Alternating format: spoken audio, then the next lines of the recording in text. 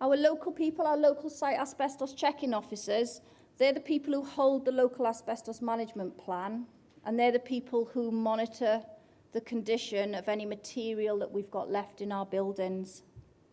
Another key change that we've made when we've reviewed our system this time is we've actually made it mandatory that that local officer actually talks to the staff on site about asbestos, which is in any areas where those staff may work or come across. So hopefully we no longer have teachers sticking pins in ceiling boards anymore that contain asbestos. Hopefully we've kind of put a stop to that. The local officers also liaise with the asbestos management team. They're the eyes and ears on the ground, really. So if a head teacher is saying, actually, I fancy taking that wall down there, the local officer goes, but have you thought about asbestos? And the head teacher goes, no, what do we need to do? And we go, ring the asbestos management team. It's quite easy.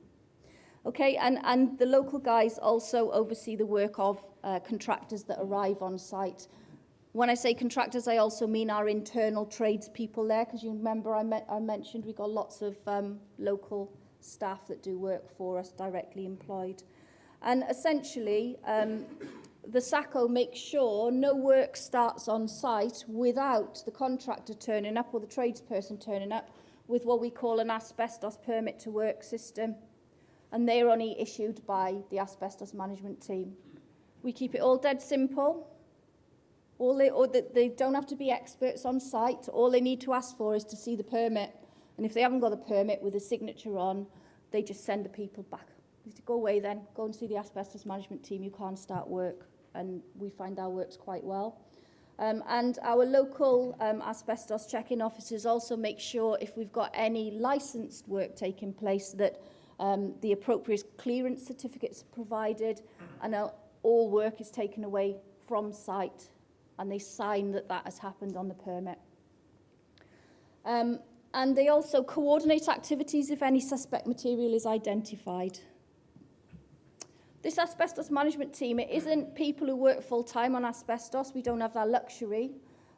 We maybe could have stretched it to have one post, but we felt it was better to have 3 people who have this as part of their job. But those 3 people are trained and they know asbestos takes priority over anything else that they're doing. So our asbestos management team have specialist knowledge and importantly, they've got the organisational authority to act in whatever way they feel is appropriate based on their training and knowledge whenever there is an asbestos issue that comes in front of them. And that's really, really important. Those guys maintain and update the council's main asbestos register and they keep the local asbestos management plans updated as work progresses. They assess and monitor the competence of other asbestos specialists. So really I'm talking about asbestos surveyors and licensed removal contractors there.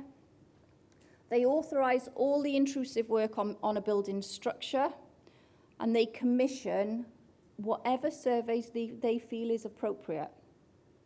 Essentially, they commission all the refurbishment and demolition surveys before work is undertaken. And they approve the removal, any removal works under the permit to work system.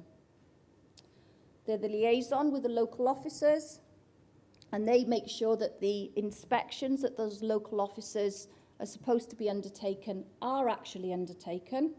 They've got set times when they have to do them, and they have to return the inspection sheets to prove that they've done it. And they have a look at all of those sheets, and obviously if there's anything noted on there at all that indicates there's any difference, then they then take over and manage that process. And the asbestos management team as well, they respond to any emergencies, so releases or the discovery of suspect material. Their number is the first number in the emergency packs that all of our people carry with them.